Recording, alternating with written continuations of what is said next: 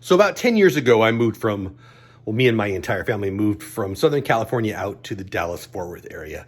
And for a few years, we stayed with family and friends. We rented some places, and it took a while to build it up. And we just bought a house a couple years ago.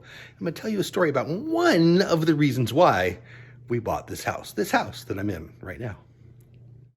So this is my house. I bought this house.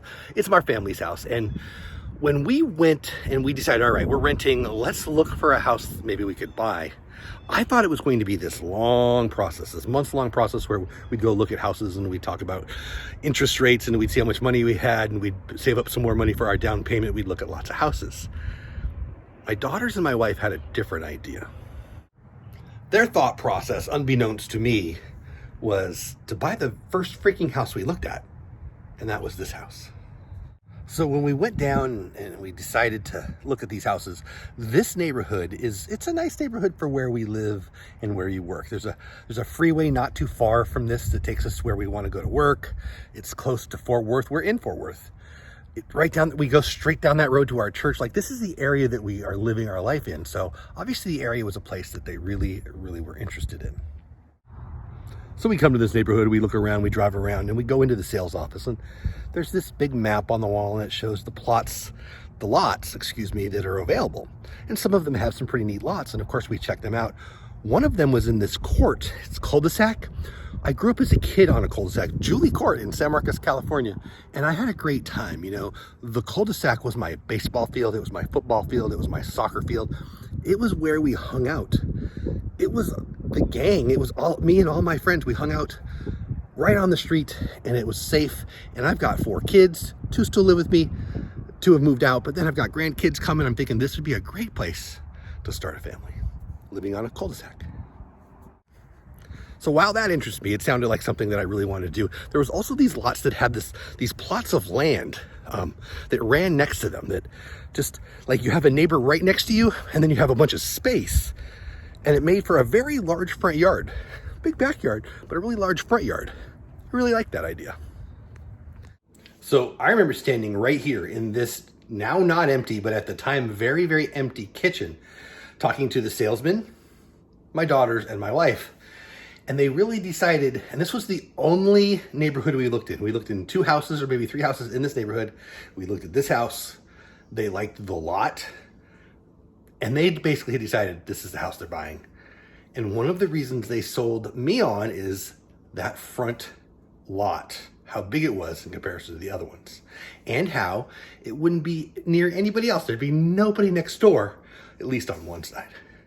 So for example, on this side, we've got a house right next to us. But if you just travel across, watch out for the dog poop everywhere. But if you just cross my backyard, wait, can you hear all those dogs in the neighborhood barking over? If you just cross my backyard a little bit, you can see that next to us here, there's this big space. Yeah, we got a neighbor, but got all this space. It's kind of cool, right? So again, it's not the only reason we bought this house, but my wife and my daughters used it as a selling point to me to get me to act. Let's just buy this one. And again, next door neighbor's front yard, right? And then our front yard, the first half. So this is about the same size as every other front yard in our neighborhood. But then, so my property line goes straight from there. My stuff, neighborhood stuff. And this has been open the whole time. But a few weeks ago, I guess the homeowners association added this. It's a dog waste station, which is fancy for have your dog poop here. How am I supposed to feel about that? Kids walking by, that's no big deal, right? They're just doing their thing. They get dropped off by the bus. They go by, the dogs bark, no big deal. People, one of the things I like about this neighborhood is how many people walk their dogs and walk their kids, but they're actually being asked, hey, please poop right here. Right here. So I thought long and hard about how do I make this positive? I mean, I love my yard. I love the space in between. I love it a lot. How do I make this a positive for me? This is Gypsy. She's a beagle, and she lives at our house. I love you. This is Dante, or Coco. I call her Dante because she looks like Dante. The girls call her Coco because I don't know why, just to be different. But this is Dante. She's cold. She's wearing stuff. So, Gypsy, Dante, say hi. Say hi. And this is our big girl, Scarlet. Hi, Scarlet. Say hi. Say hello to the people. She wants to take a nap. She's our biggest dog. She's awesome. As you probably know, all three of them use my backyard as their toilet, don't you? Yeah, you do.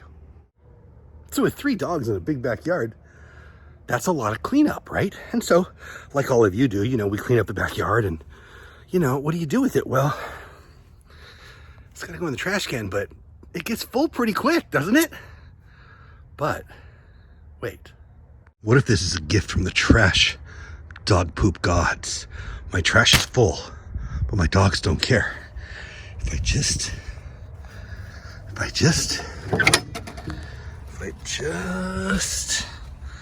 look right there, what do we have?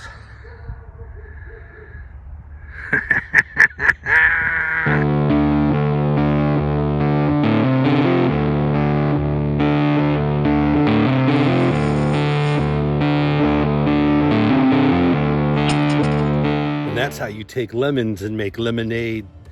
That's what I did.